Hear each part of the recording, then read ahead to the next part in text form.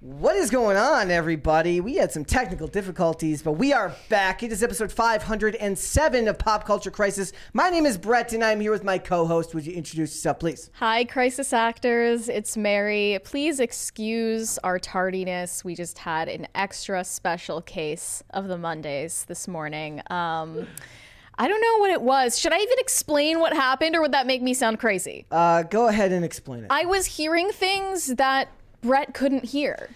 Which shouldn't be a surprise, given that Brett is half deaf. But yes, but it wasn't her. She's not crazy. We called Andrew Minks, who you just saw in the PTZ camera, and had him double check, and he said he heard it too. So I will take their word for it. Mass hallucination, and Brett's the only one left with a shred of sanity left. That's all it is. It's just me. So I didn't hear it, so I'll take your word for it. It must have been there. Well, thank you for sticking out in the chat, guys. Yes, thank you, guys. We got calling us gay and late. 321 people in the chat right now, that are watching live, listening to us make excuses for being late today.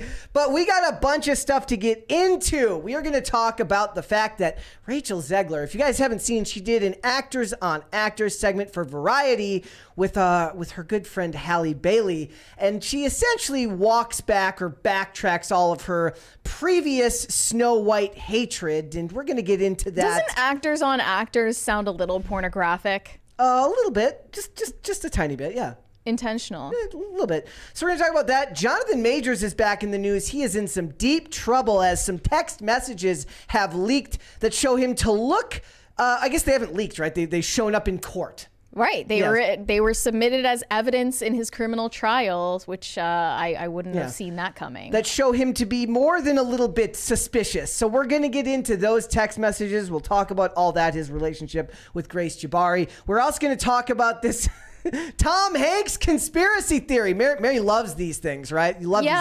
I'm loving our slow transition into pop culture conspiracy. Yeah, that's what we're going to be. So what is this conspiracy, Mary? Well, I don't want to get too much into the details in the first 2 minutes that we're live because YouTube might silence us. So yeah, go ahead and stick around for that one. Also, we're going to talk about the absolutely insane new topless meta going on over at Twitch, where they find a way. Always, look, if it wasn't for the fact that there's kids watching, I would have nothing but respect for the industrious nature of these young ladies who keep finding ways to make money, but there's kids watching. On Twitch, when you call something a meta on Twitch, what does that mean exactly? I mean, it's kind of like just means a trend. Yeah, Dane said the same thing about like when one of these, it's like this hot woman wore like the outfit from J6, what was the guy's wearing like the headdress that he had on. And she was wearing that, and he's like this like hot blonde Republican meta or something like that. MAGA meta. It's a MAGA meta. Okay. So it's a meta. So we're going to get into this because a lot of people had a lot to say on this shoe on head particularly. But before we get into that, guys, I do want to give you a heads up that tonight at 7 p.m., me and Mary will be joining Josie, the redheaded libertarian, for is it a space or spaces? A space. It's Spaces with Josie. Yes. So we're going to be doing that tonight at 7 p.m. We're going to be talking pop culture with her, talking a little bit of Disney, Taylor Swift conspiracy theories, whatever else we decide to get into. That will be tonight at 7 p.m. till 7:45. So you guys should please go and check that out. It's obviously the redheaded libertarian, but her @ is TRHL official. There you go. If you want to find her account. And then also, guys, tonight at 9 p.m. I will be live with Colonel Kurtz again. So we got a bunch of stuff to get into. Would you hit the like button on this video? Would you subscribe to this channel if you have not done so already? I swear to goodness, most days we don't have any technical difficulties. Most days it goes by pretty smoothly. But every day is just a countdown to the next technical difficulty. Yes. So it was bound to happen. It was fated. Absolutely. In a certain sense. Yeah. Well, I was actually just thinking about it the other day, which probably is what made it happen, right? So guys, hit the like button on this video. Subscribe if you haven't already. We are passing, looks like we're going to hit 84,000 subscribers. I want to get to 100,000 subscribers by the spring. It would be so awesome if we were able to do that. By the spring? No. By 2024. I want to get that dang silver play button. You want it by the start. Help us out, guys. Yeah. Make bot accounts and subscribe to the channel. Buy us fake subscribers so that we can make Don't it there. do that. It's bad for the algorithm. Okay, never mind. But get your grandma to subscribe. Yes, your grandma would love us. Yeah. We're fantastic. So also remember, guys, all Super Chats, $20 and over. We will interrupt the discussion. We will read them right then and there. And then we will get right back on topic as soon as we are done answering your questions, comments, concerns, all those good things. So Mary, if you are ready, now that all technical difficulties have been worked out, are you ready to get started? Let's go. Let's go ahead and get just started do then. it. And let's chill. Actually, let's chill temporarily. We're late. Now we're going to chill merch. That's what I want to do. This is the downfall of PCC. We start coming on late every day and shilling our merch. You guys can still pick up Let's Go shirts right there on the link, and I have it attached up top there. I have it pinned as a pinned comment. Also, you should make sure to get your not Everything I Don't Like is a PSYOP shirt that Mary was so smart in getting made. I like it. Yeah, someone said that they already got it. It's their creed, their philosophy of life. There you go. It's perfect. I have the link. What's the word for it up there? Pinned up top there. I almost said taped up top there. Taped would be better. We gotta start changing words for everything. Just like how everybody uses slammed.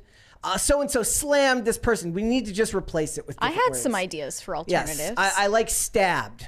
We just anything. Slashed. Slashed is good. Slashed is good. All right, let's go ahead and get started then. So if you guys didn't know, over the last weekend, Beyonce had her film Renaissance, which just came out. It was a concert film very similar to what Taylor Swift had released just a month or so beforehand. Well, Beyonce's did not quite have the same great second weekend. It had an even bigger drop than Taylor Swift's did. It says Beyonce's reign as queen of the box office quickly came to an end this weekend because she fell from the top spot and slipped all the way down to number 5, marking a massive 77% domestic collapse at the box office. Yeah, crazy. We got a $20 from Pat the Plumber. Brett, please tell me the SNL skit is cringe of the day. Nothing could be more deserving. Are you talking about Wokeness killed Han Solo? Is that what you're talking about? Referring to, I would guess, but I feel like the money is hitting me today rather than normally it goes out this way. Today's hitting me. Today is kind of going off haywire. The rails, which I knew was going to happen anyways because it's a long day today because we got a long end of the day. Yeah. So 77% drop off at the box office, which is enormous. Well, Taylor Swift's concert movie was doing well week to week, was it not? No, it was like it was still in the mid 60s for her, huge. But she had such a big box office the first week that it didn't such matter. a low budget. Yeah. Also that it was immediately profitable before it was even out. But nobody cares about Beyonce anymore. And when we saw the trailer for the Renaissance film, it was her talking about how hard it's been to be a black woman in the entertainment industry. Yeah, like Beyonce was the first black woman ever to be a singer. Exactly. What a trailblazer. So at least Taylor Swift's movie is about, her music, her songwriting, her tour, not about I'm such a victim. She had a Netflix documentary for that.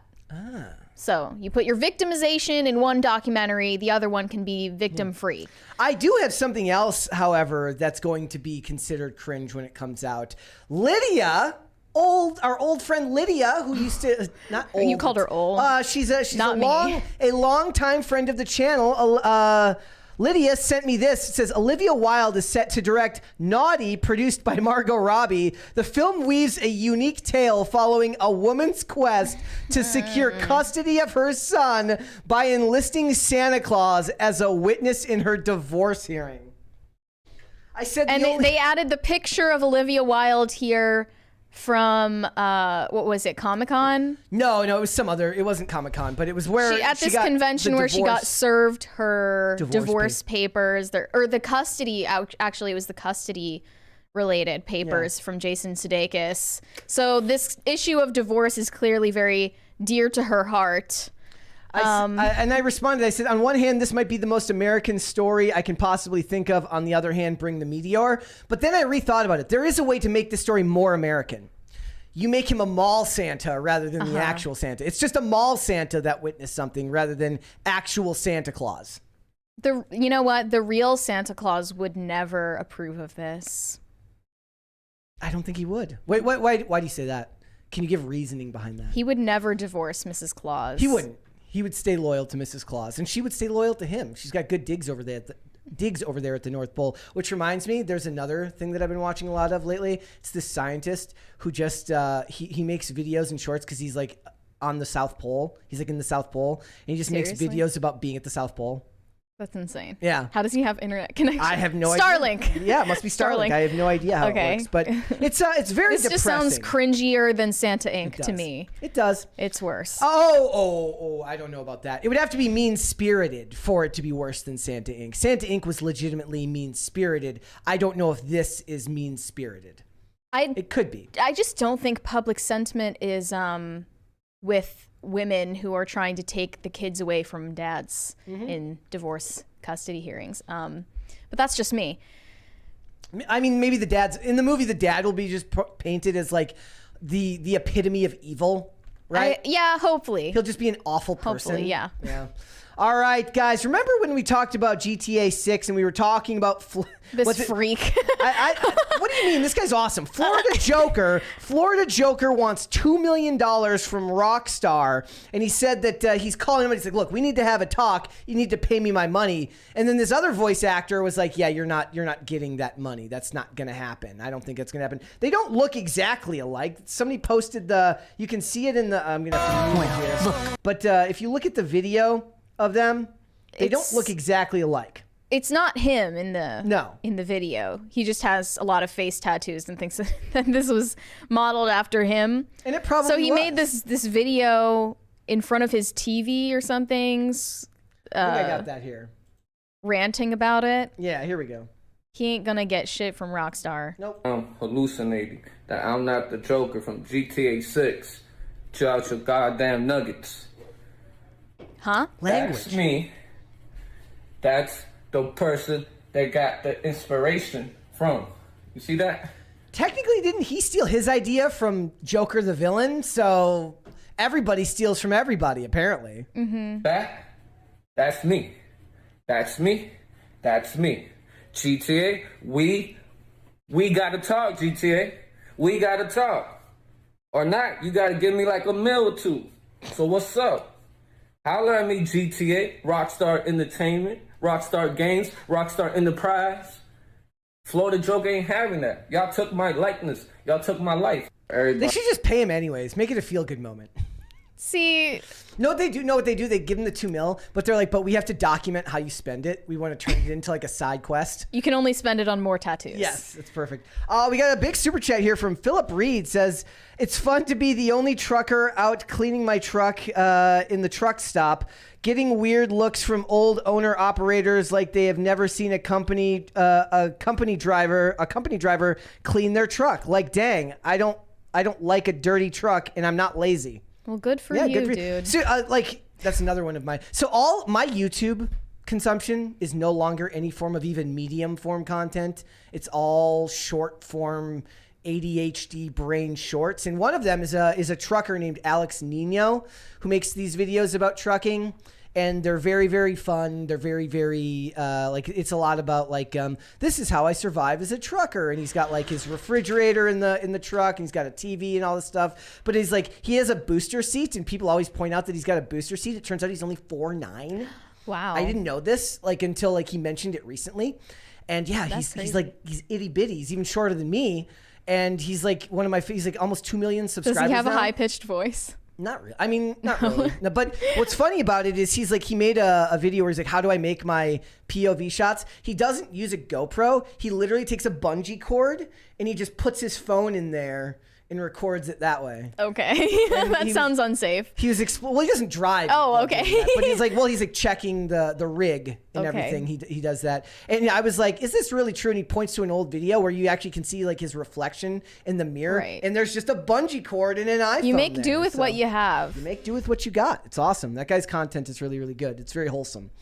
All right. Okay. I want to talk about this real quick. So Netflix Netflix is at it again, ladies and gentlemen. Netflix can't seem to stop themselves from doing this. They have started race swapping even more characters. The first one we're going to talk about is Denzel Washington. He's been cast as ancient General Hannibal in Antoine Fuqua's Netflix film, and it sparked controversy in Tunisia. It says, Denzel being cast in Antoine Fuqua's upcoming Netflix movie as ancient Carthaginian General Hannibal is sparking some controversy in Tunisia, the home country of the great military commander. According to a French newspaper, there are complaints about depicting the Carthaginian general as a black African because made in the media, and the Tunisian parliament member Yassine Mami has pointed out that Hannibal, who was born in 247 BC Carthage, now known as Tunisia, was of West Asian Semitic origin.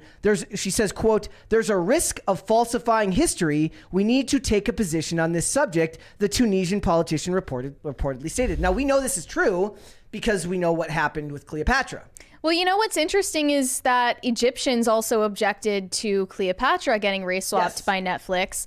And you're never going to hear this from any Western nation. No. When they race swap Sir Isaac Newton to be of Indian descent in Doctor Who, you're not going to hear any white people complaining about that because you're going to get instantly censored or called a bigot, but they don't have any such pretenses. Yeah.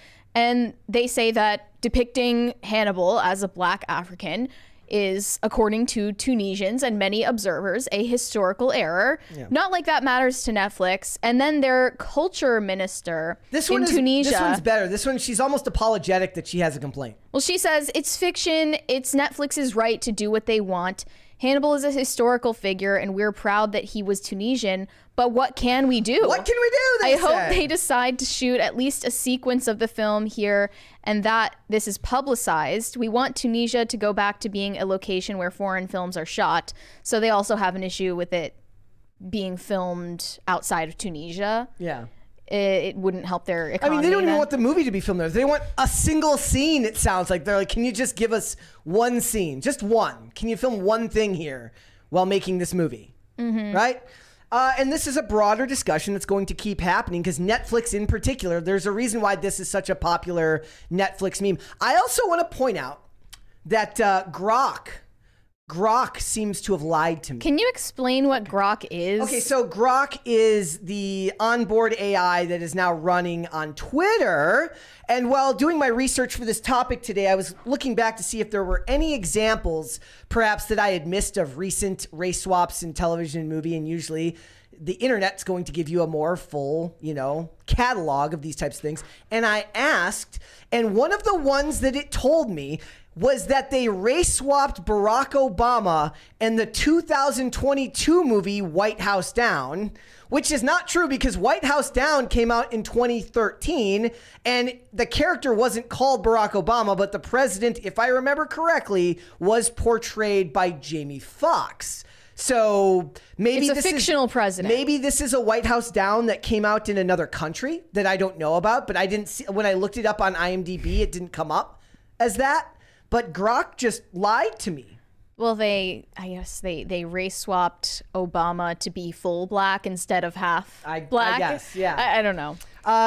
Representatives for Netflix in Washington have not responded. That is the truth. So one of the funny things about this is whenever these things happen, right? What is the one thing I always say? You give certain actors a pass because they're such good actors. Because Denzel Washington is so well liked. Yes, and he's this isn't the first time he's done this. He portrays the Equalizer now, and the Equalizer was not originally black. The Equalizer was portrayed by a white person. He played Macbeth in 2021, and a lot of people, nobody really mentioned it when that happened because Denzel is Denzel. You'll give Denzel a pass because he's such a good actor. Do you remember who played Hawkman in Black Adam? Aldous Hodge. Aldous Hodge. Another actor I really, really like, but he's not. Did he get a pass? Not. Or are we just not allowed to complain about white characters getting race swapped? Is it specifically when white characters or white historical figures get race swapped that we're not allowed to object to it? I mean, we point it out. That's the thing. Like, the average person doesn't point it out, but we point it out. Right. Right. So when Aldous Hodge did it, there was some pushback for it, but he was on a show called Leverage that a lot of people really, really liked because it was such a better time in television. It came out in like 2008. So I think he got a little bit of a pass too. But it was also because nobody cared about Black Adam when it was coming out. They were all focused on The Rock. I saw a lot of people calling out Vanessa Hudgens retroactively for playing a Latina character in High School Musical when in fact she is part Filipina. And that's not allowed? So she's not Latina, but she was full on speaking Spanish and everything. So, I mean, she didn't get a pass. And if you were wondering, so I was like, what does Hannibal look like? So Hannibal does not exactly look like Denzel Washington. I guess he would have looked vaguely Middle Eastern, Yes. but I mean, do you have to cast a Tunisian actor? No. Specifically? I think you try to find somebody that looks as much like the material as possible, as the drawings as possible. Because sometimes when people talk about this, it needs to be, you know, someone of that exact nationality Yeah. to be playing that character. Yeah. But it depends because, I mean, I don't know. For white characters, it obviously doesn't matter to anyone. Somebody says The Rock looks like Hannibal. Maybe they could have gotten The Rock to play Hannibal. That'd have been good. It still would be historically inaccurate. Yep. Right? But I think it's just also because these are American adaptations of these projects, So this other headline is Netflix accused of race swapping after replacing investigators who took down Purdue Pharma during opioid crisis with a fictional black woman. Yeah, it says Netflix. So they replaced multiple people with three. Yeah, it was Owen Foster, Michael Drescher, and U.S. Attorney for Vermont, Christina Nolan, were all kind of combined into this one person. What's funny about this is they got rid of all the good guys, but they kept the bad guys. Right. They kept the bad guys who were white. Yes. Got rid of the good guys who were white. Yeah. And I guess that means 3 white people is equivalent to 1 black person. According to them. At this point. This is from Lemez on Twitter. Says, saw a preview for the Netflix show Painkiller about Purdue Pharma and noticed the story's intrepid, wily hero, Eddie Flowers. Oh, I hate that name.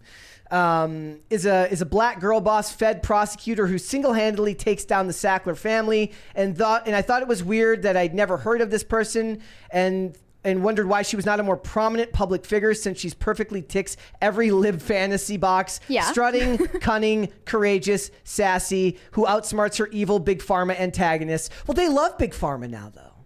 But they love Big Pharma now. Right. It's the wrong kind of Big Pharma.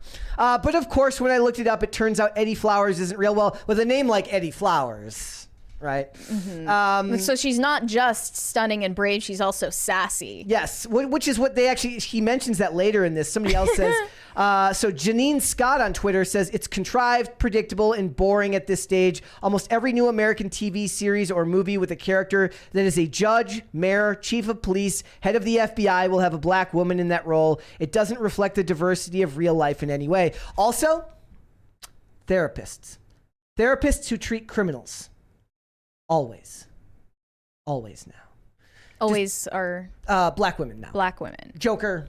That's true, yes, actually. it It's is. like the oppressed social worker who's not played enough. Or a social worker. Not paid enough. Another reply said, the most unlikable character that I've seen on a TV show in a while. She's unpleasant to every person she interacts with. Yep. But that's not just a race thing. That's how they write every female character at this point. That's something to be applauded in any female character, is being unpleasant and just abrasive. And this goes back to what I said about tough bounce. Men and women are different. When a male character does this, he gets more leeway and it can be construed as likable because he will face consequences for his behavior like that. When a man is like that, he will likely face consequences for that behavior, and he doesn't have his looks to fall back on or society to fall back on. Neither does this lady. But. Well, the point being that like when women do this, it's almost like something goes off in your head. Something about this isn't right. This doesn't work. And it rings true. So it says, according to Screen Rant, the decision to erase the real investigators and substitute a fictional character was, quote, for the sake of their story, and the creators of the show needed to ensure that the hero of the television series had one singular face, and that's where Aduba, who plays Eddie, came in. Now, this is not uncommon. If you go back and look at a lot of movies and television... Thank you. Thank you. Thank you, Ian. Let's go. I had to make Ian's voice more noticeable. Yeah, I noticed. But it is not uncommon for them to do something like this, where they mix a bunch of characters together to be one character. Sure, It's but just, explain why it had to tick all of your diversity boxes. you know what they should have done is they should have done one of those face morph programs where they put the men and the women together and then Just have AI it make a faces. face and then find the actor that best looked like both of them put together. It'll be a 2/3 male, 1/3 female character. Yeah, they could have gotten Hunter the first Schafer. of its kind. They could have gotten Hunter Schafer to do it. It would have been perfectly fine if Hunter Schafer did it. It says, in an interview with Tadum, Aduba said, the world of Eddie Flowers, who is a fictitious person but is a composite of a number of investigators, runs alongside the very real Richard Sackler. Having those points of intersection where those two worlds come together was incredibly impactful and powerful. It also would have been impactful and powerful if you had actually included all the characters. I bet they wish that they got some credit. Yeah. The real life investigators. That's them right there. We're giving them credit right now. It says U.S. Attorney Christina Nolan, who also played an integral part in the case against Flowers, credited Foster and Drescher for their work, stating, quote, they worked with no models. There's no playbook for how to investigate these cases. She also emphasized that the two men broke new ground in healthcare law and sent a message to Big Pharma and Big Tech. Well, I was told that they hate Big Pharma and that healthcare is a human right here in America. So these people should be celebrated. Didn't a lot of people say that the movie Hidden Figures was a tad ahistorical, or that Yeah, but I don't know anything about it. They I don't know if that's true. overemphasized the role that those women played in getting the moon landing, like, calculations?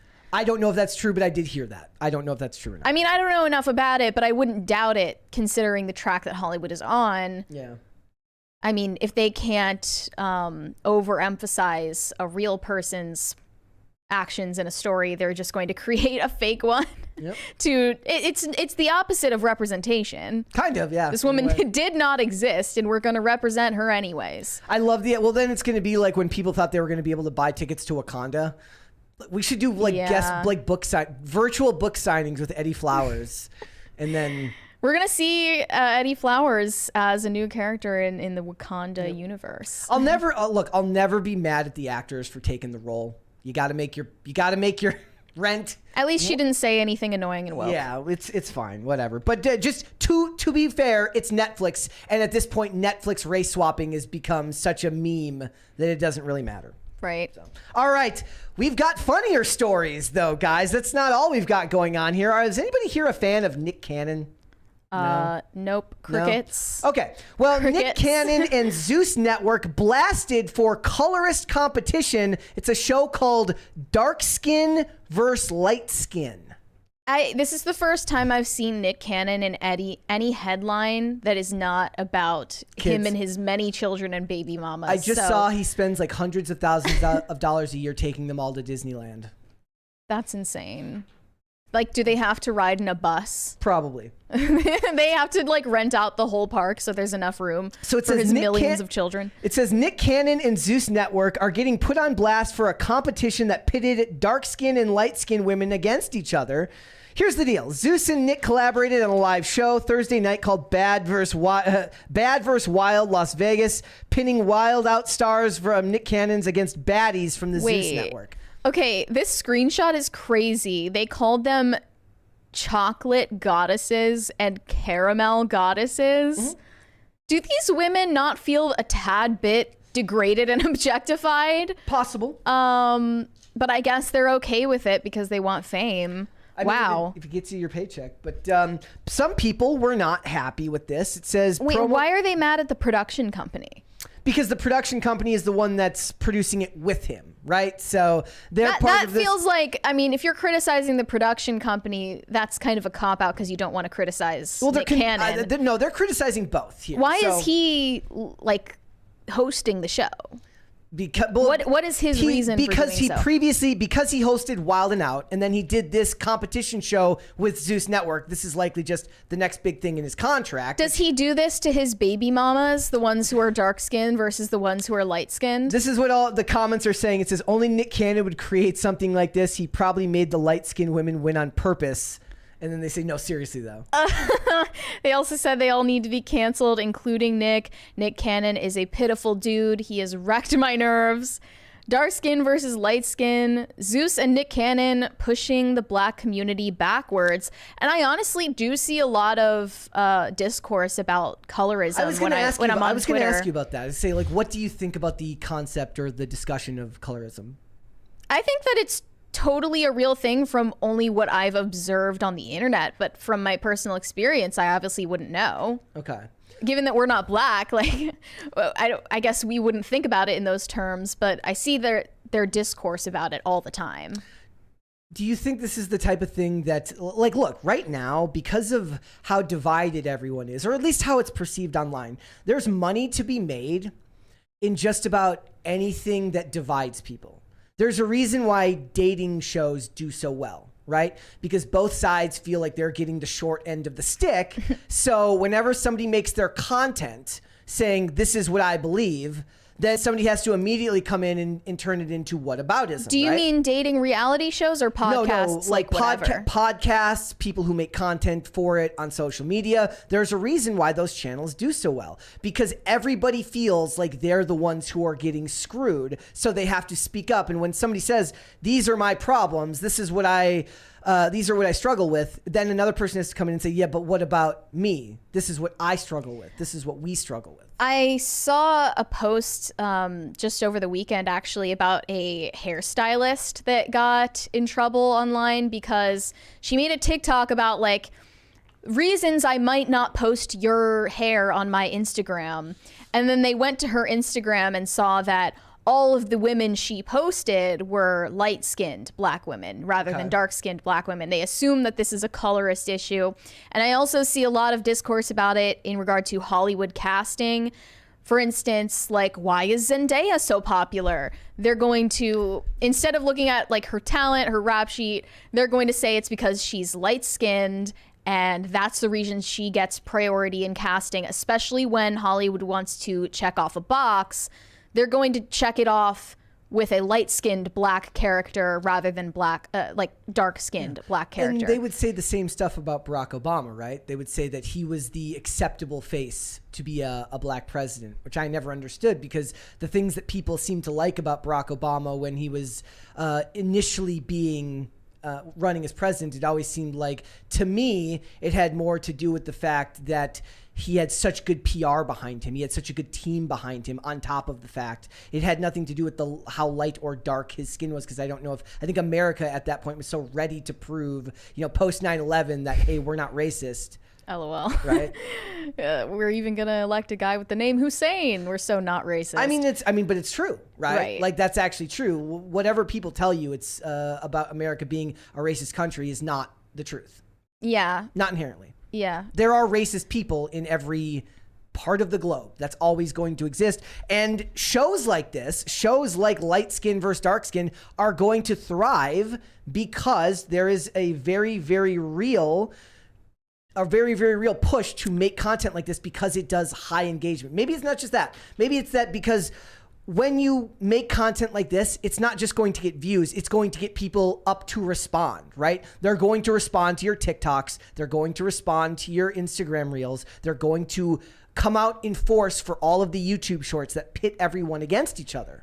I also saw this, Nick Cannon had a BBWs versus Slim Girls competition. So he's on the same night, which was met with the same disdain. So, I mean, this doesn't really surprise me because Nick Cannon just seems like a crappy person. And I see why the skin color related competition would get more ire. What is a show you would like to see created then? Well, don't you remember that there were there was My 600-Pound Life. Yep. There was what was it? Biggest Loser. Yep. And Extreme Weight Loss, reality shows like that were related to weight and stuff. And it's obviously aiming to be a freak show for people to watch these shows and be like, oh, that's disgusting. Like to dehumanize these people. And they willingly do it. So it's fine. It's better than if they were forced to be on it. They make the choice to do that. They make the choice to be in the public eye. And similarly, the women on a light skin versus dark skin competition show are making the choice to be degraded that way. So I guess until you're going to stop finding willing participants, things like this are never going to stop being made. No, it will never stop because, first of all, social media clout has become so much more attainable by this method, right? Like before, you get on the reality show, maybe you have some success in Hollywood after. Maybe you get some brand deals after. Now, the reality star to brand deal social media clout pipeline is much more well-defined, which means there's a lot more money to be made outside of just that show. Like a lot, it's kind of like in the women in porn don't even do it now to work for these major companies. They do it because it funnels people to make their own stuff and then just make insane money off the back of these companies, right? Once you get your name out there. So I don't see this going away anytime soon because there's always going to be the desire for people to gain social media clout. And as long as they're consenting adults who choose to do it, it's not good for the culture, but it is something that's going to be a side effect of a free society, basically. Right. What's worse, this or MILF Manor? Oh, gosh. I mean, I have to say MILF Manor, since that is openly promoting incest to the culture. And I've seen the push for incest moving into the mainstream outside of just porn. I mean, obviously, it's incredibly common in porn because Pornhub publishes their top searches and it's in there. Yep. But MILF Manor and there was another one, right? There was a second. What was the other one? It was MILF reality show that came after that what too. Was, Island? It was like MILF Island. I mean, who even knows? It was basically the skit from 30 Rock. Same thing. Yeah. Like that's really sinister. And I mean, you see the way that the Kardashians make ads for their makeup lines or their skincare, their fashion lines, doing, I mean, openly incestuous, suggestive imagery in the advertisements for it, and nobody bats an eye. Like, that's really insidious. So I would say MILF Manor is worse than a colorist competition for that reason. It's definitely something to think about because these it's all degeneracy, obviously. I mean, from Nick Cannon, this is predictable. From the women who are participating in it, it's just sad. In the chat, Twisted Jack says MILF Manor was creepy. I blame Game of Thrones. That could also be an aspect of the public gradually accepting these things as normal and healthy. Well, there was another big story that happened over the weekend. Yeah. Was there not? Yeah, there was. Elon Musk actually did post the poll to give the power to the people and unban Alex Jones as well as Owen Schroyer on X. So I guess I went and followed Alex Jones, and he had been suspended permanently for 6 years at that point? Well, I thought it was longer than that. Or no, that's about right. 6 years, and that was under Jack Dorsey. Am I correct? Yeah, and it says Elon Musk has restored the X account of Alex Jones, the InfoWars founder who was permanently banned from the platform, formerly known as Twitter. Yeah, because of what was the original reason for his banning? Do we know? Like, was there a specific post that caused it? Does anybody in the chat know? I am not sure. Jack Dorsey explained that other than the Sandy Hook thing? I mean, it has to be later than that, right? Because Sandy Hook is over a decade. Right, but things resurface and come to people's attention. So if they're reposting those clips on X, that would probably prompt a ban. But I obviously don't think Alex Jones should have been unbanned in the first place. No, I do banned. You don't think he should have been banned in the first place? Or sorry, I don't think that Alex Jones should have been banned in the first place. But I do see this as a coordinated, planned decision from Alex Jones doing this interview with Tucker Carlson to Elon Musk saying that I'm going to post a poll for everyone to decide for me so that I don't have to take responsibility for it. And then eventually Alex Jones winning that poll and getting his account back. I think that's a coordinated effort. Why do you think was planned. Because this is the premier alternative media platform. It's the only free speech platform, or the only platform on social media that has some relative form of free expression compared to the rest. So that's not really something I'm optimistic about, because as soon as you put that much control in one person's hands, it's gonna get abused somehow. Human nature. Yeah. Human nature. Like, yeah. I don't trust Elon Musk, like, on a personal level to make all of these decisions himself. It says, but up until December 7th, Musk had refused to consider Jones's reinstatement, despite his purported commitment to free speech on the platform. Citing Jones's views on the Sandy Hook shooting, Musk said last year he had no mercy for anyone who would use the deaths of children for gain, politics, or fame. He says, my first child died in my arms. I felt his last heartbeat, Musk said. Now, obviously, that's incredibly sad, but he didn't... He failed to mention the fact that his child died of SIDS. And then his ex-wife, Justine Musk, the mother of that child who died, tweeted that he actually was lying in that post because she says she was holding their child in that moment. And there's no need to even exaggerate the truth that it's obviously a heinous thing that happened to him. And I think that's, like, if I had to psychoanalyze Elon Musk, it's sort of one of the reasons why he's so obsessed with spreading his genes and reproducing with all these different women. Yeah. And why he's, using IVF to impregnate all of these women that he finds.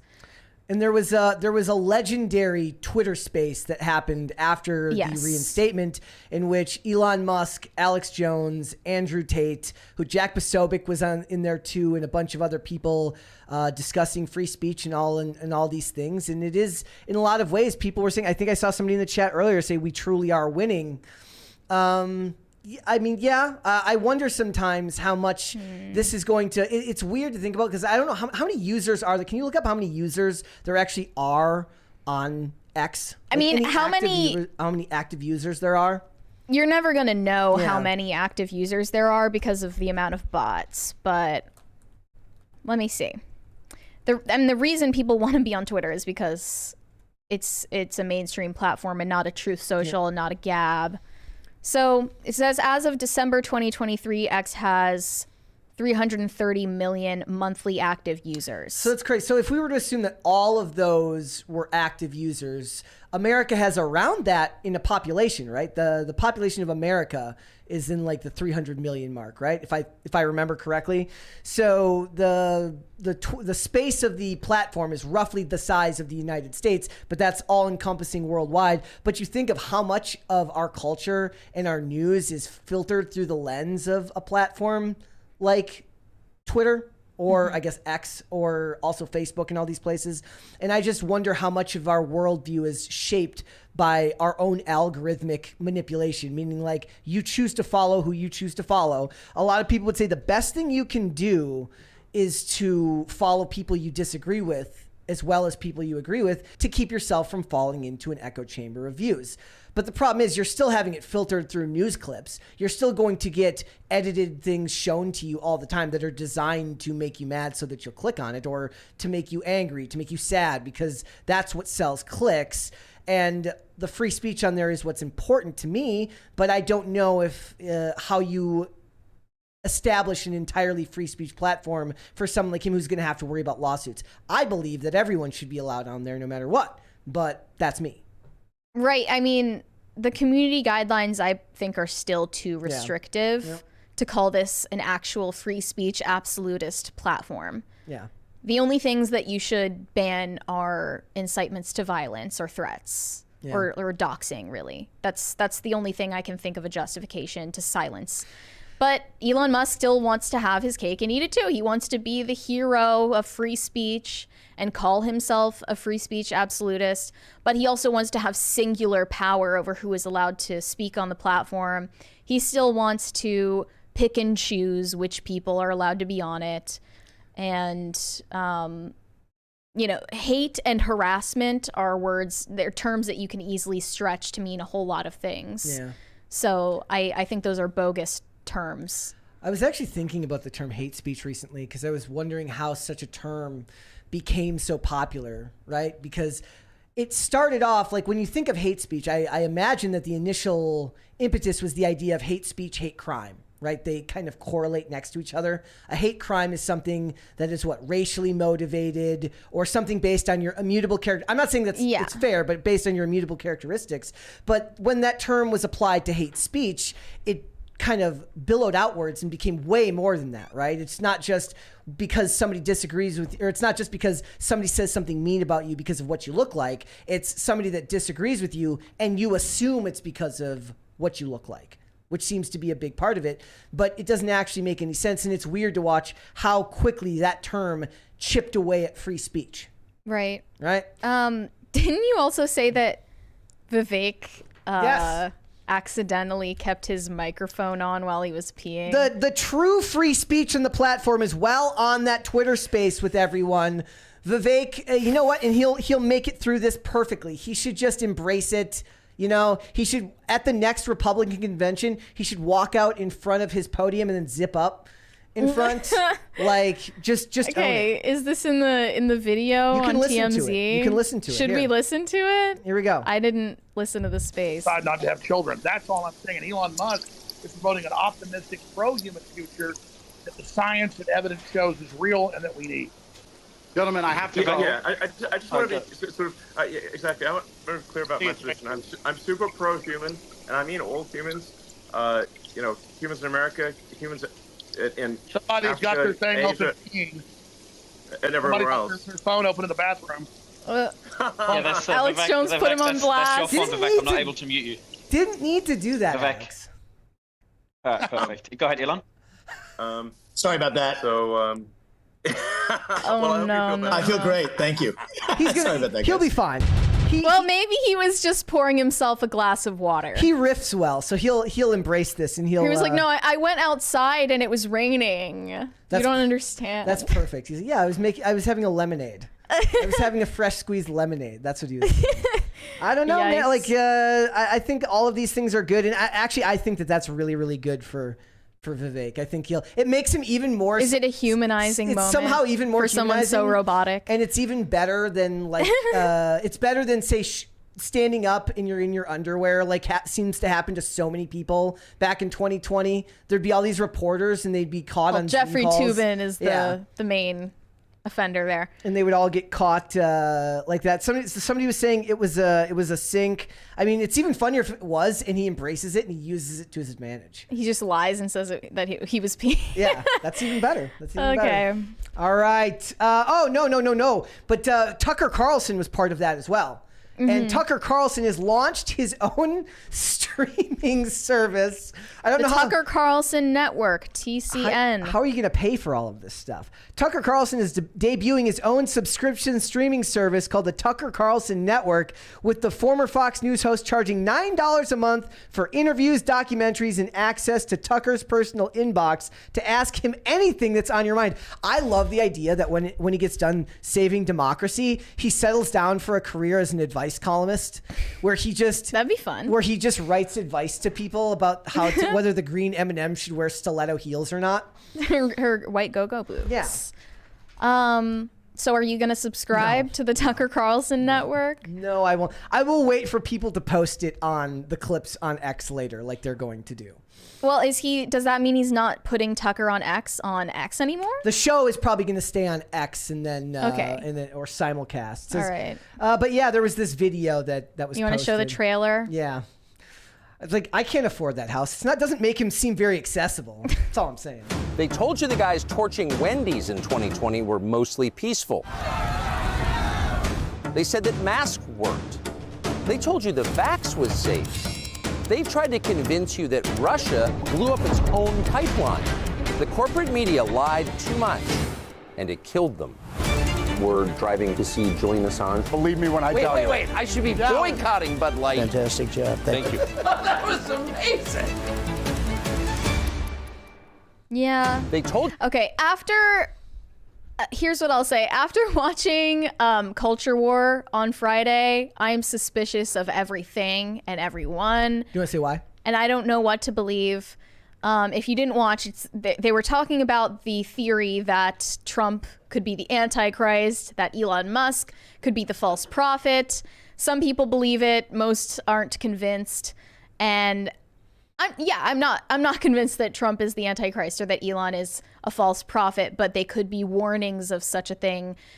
And I would just say, obviously, we don't trust the mainstream media or corporate media, but don't stay vigilant and stay cautious of every platform, of every mainstream alternative media network as well. And do your best to kind of gauge your views against the views of the people you seem to watch the most content from, even the ones you agree with, because the best thing you can always be doing is kind of checking yourself to make sure you're not just falling in line just because somebody who says something you agree with most of the time is saying something now, so you feel like you have to agree with them. It's not necessarily the truth. Right. So, all right. What would you like to see, cringe or cute of the day? Let's see cute first. Okay, we got a bunch of cutes of the day.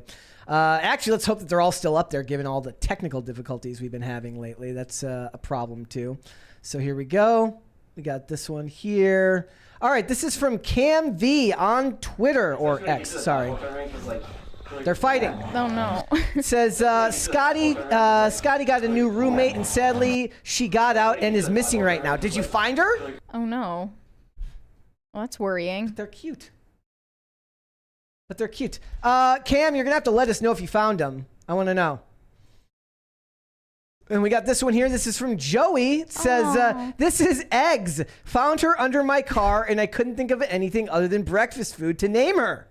Egg? Or is it eggs? Eggs. Okay, I like that. Eggs is cute. Eggs is very cute. She cute. Eggs is very cute. All right, let's check out cringe of the day. Here we go. Oh, it's George Santos. There we go. This is another, it's a gold mine, his Cameo account. Okay. So here's a piece. Hey Heath, George Santos here. I'm so proud of you for coming out as a furry, and I just wanted to tell you that your friends and family all accept you, and they're all excited about your persona, which is awesome to be a beaverpuss. A beaver and a platypus. So let me tell you, a platypus. They all love you, beaverpuss. Don't you ever get your head down, and don't you ever let anybody tell you what you can and can't be. I'm so proud that the corporate folks at Arby's gave you the go-ahead to go to work in your persona. So if you could just, live it up and be as perfect as you want, just keep doing you, and yiff. Bye. That ending though. There better not be any fur in my Arby's melt. That's all I'm saying. You're gonna go to your local Arby's and see the beaverpuss. If my curly fries have a single piece of fur in them, I'm gonna boycott. And then he said, "The people's princess is here to serve." Unbelievable. Thank you, George Santos. Very cool. All right. Now that we're 53 minutes into the show, ladies and gentlemen, Mary, why don't you tell us what's going on with Rachel Zegler? Variety just decided to pair up Rachel Zegler and Halle Bailey for their Actors on Actors series, the two premier race-swapped Disney princesses of 2023. And Halle Bailey has largely put that movie behind her, The Little Mermaid. But Rachel Zegler still has over a year out until her Snow White movie comes out. And this is just the beginning of the PR damage control that she's going to have to do to get people to like her again, or get people to at least tolerate her. And I wouldn't say it's going very well. So they're putting all of these out since the strike is over. And this was probably recorded several months ago for that reason, when the hate train, was, as they call it, was still going on. I saw the headline, Rachel Zegler and Halle Bailey on becoming Disney princesses, singing live on set and blocking out toxic fans. Quote, stay grateful and ignore the hate. And I saw another headline that said, Halle Bailey and Rachel Zegler bond over dealing with trolls. Quote, not worth the time and energy. At least they the didn't call it actresses trauma. reflect on the online harassment they're receiving for their casting as princesses Ariel and Snow White. So they're still milking that toxic fan narrative. And it's just telling that they don't even say in the Variety headline, they don't even say trolls. They actively are calling out fans, right? Yeah.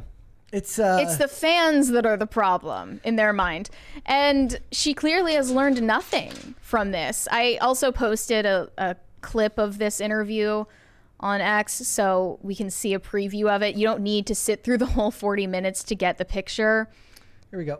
I truly think that any naysayer out there, because there are always people who have something to say. Yeah, always. You prove them wrong with grace. You. I was so inspired by the way you handled anybody who had anything bad to say about it. You and I have always been, I think, kind defenders of each other online. Yes. I think I would be willing to fight a little because that's who I am as a person. But yeah, there's always such chatter around it. People think that they start taking you away from being a real human being. Yeah. So that have feelings and react to things. I'm an Aries, so I'm like, I'm a fire sign. Yeah. So a lot of the times, because people are like, oh, she's so sweet, she's so nice. But a lot of times when I see stuff online, I get mad and I want to say something, I want to respond, but I'll just be like, no, you know what, it's okay. Because it's hard being women under the spotlight. I'm not a People are fire so sign, critical. And just say anything that they would never say to your face. No. Choosing thankfulness and gratefulness is choosing peace. And as much as you'd like to remind people verbally that being in the spotlight doesn't absolve you of your humanity, that you're allowed to have human moments. Yes.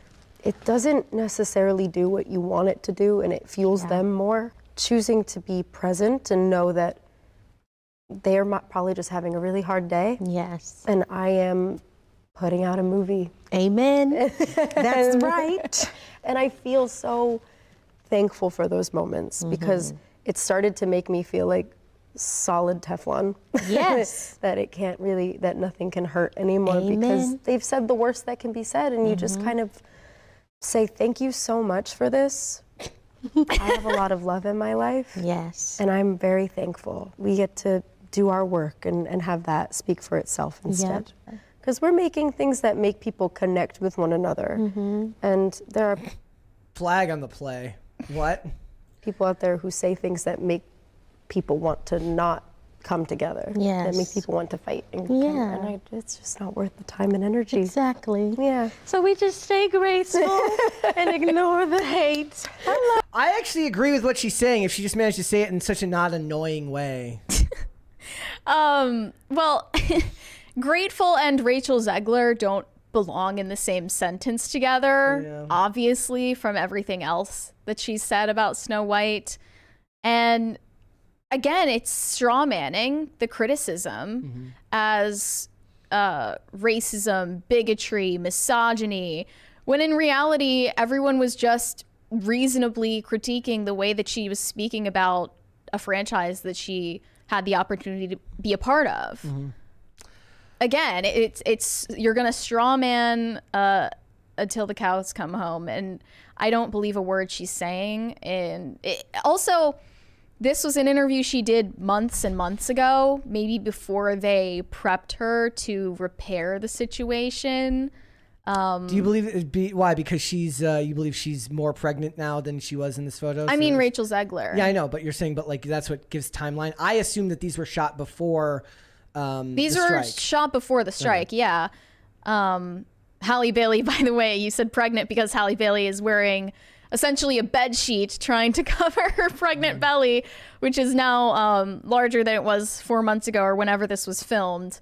So that adds some context for why she's dressed like that. But yeah, the way that it's all worded is like, I'm so above it all. I'm so above the hate and the criticism, when it would just it would do so much to just come right out and say, like, I worded things wrong. I made comments that I didn't actually mean. We have no proof that anyone is pregnant. We just assume that Halle Bailey is pregnant because of what she's If you wearing. look at the paparazzi photos, she's looking super pregnant. Yeah. So I would say it's safe to guess that Halle Bailey is pregnant. But it would just do wonders if Rachel Zegler either used social media or used an interview to straight up apologize. I don't think that would work either. For sounding so hateful. It's not the fans that are being hateful and toxic, it's her. It's like just textbook projection from her that I'm seeing. And it's honestly a big media setup to put these girls together in a room so they can, bond over getting harassed online when they could be talking about their work. They dedicated so much time and attention to these trolls while talking about how little attention they give to the trolls. Yeah. Whenever these discussions come up, on my better days, I have a more eloquent way of explaining why it's funny that nobody ever complains about these types of things when it's not a character that was traditionally another race, and why it's hard to prove a negative, right? So the best thing you could do would be to go find all the examples of successful Black or Latina actresses or Latino actors where nobody does have these complaints because the role isn't something that people feel like has been swapped for the sake of modern causes. And it's impossible to do that, right? Because you're entering some other space and be like, by the way, I'm glad that this person is cast in this role. That doesn't make any sense. Well, also, let's not act like all of the criticism was about the race swap. That is a valid part of it. But most of the criticism Rachel Zegler was getting was not about the fact that she is a race swapped Snow White. It was about her personality, her attitude, and her public comments that she made mainly at the D23 Expo last year. And she's had plenty of time to correct the record on all of those things she said. But she hasn't. And I fully believe that if the strike hadn't lasted so long, and if there wasn't, an embargo on her doing interviews and press for Snow White, then she fully would have been on her TikTok and on her Instagram and Twitter, hitting back at the trolls and making headlines by getting into petty fights with these people.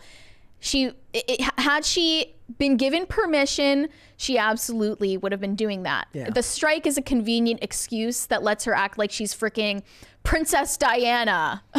Okay, you know what she should do? She should blame COVID. There's like a lot of her old comments were like, oh man, I was COVID nuts for a while. It was in 2022. I'm thinking back to all the stuff she was saying during like COVID protests and stuff like that. She should blame COVID. Also, Zegler responded and had only positive things to say about the 1937 animated movie. It's almost like she's rewriting history here, folks. Says, quote, "The cartoon is so beloved. It was the first feature-length cartoon movie. It won honorary Oscars, and all of these amazing things that happened for that film are the reason that you and I get to sit here today, because it made Disney what it is," she said. Obviously, that's come with a lot of pressure, and I've put myself much like the Hunger Games. There's a very dedicated audience of people who love Disney cartoons. I'm one of them. Really? She openly said that she didn't like Snow White when she watched it as a kid. I guess that doesn't really follow. I guess the logic here would be that she likes other Disney cartoons, but not this one in particular. But I guess if that was true, it feels like if you actually did like the other cartoons, you'd go out of your way to defend them, even while you're putting this one down. I could be wrong. Quote, and she continues, "I love everything that the Disney Co. has put out the past 100 years." Again, that's not true. No one likes everything Disney has put out for the past century. So you like Song of the South, huh? That's racist. Not even like, this is like someone pretending to be human. This is a robot or an android pretending to be human. Yeah. Was she just told to say these things? It just sounds ridiculous. I don't know how an apology would work. Authenticity is impossible for people like this. Yeah, and I don't think an apology would work at this point anyways, because it's become so prevalent. Also, it'll be interesting to see who they blame for the backlash when the box office comes if it doesn't do well, because I make the point all the time. I say, look, when we watch these movies, when Ezra Miller does all this crazy shit, and then everybody's like, it's gonna hurt the box office. If me and you go up to the average person on the street and say, are you gonna go see the Flash movie? And they say yes or no, and then you say, is it because Ezra Miller is in it? 99 people out of 100 are gonna say, who?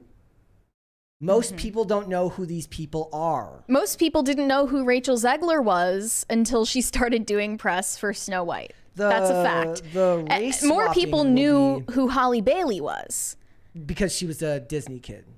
Well, no, because Halle Bailey was in... With Halle... Chloe and Halle. Chloe and Halle. Is it Halle and Chloe or Chloe and Halle? I think it's Chloe and Halle. Okay. Yeah, their music was more relevant than anything Rachel Zegler did prior to Snow White or Hunger Games.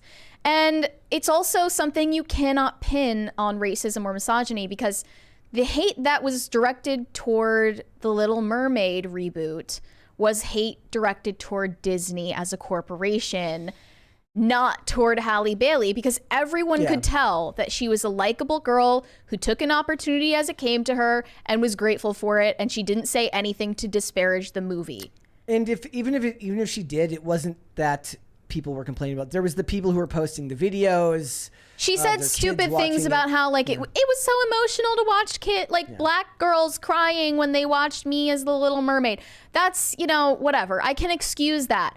But she didn't trash the movie, right? Like, she didn't come off as bratty, entitled, and anything that Rachel Zegler did. Yeah. So, given that she's a woman and a minority, you would think the trolls are racist and bigoted and misogynistic, but no, they were hating on Disney.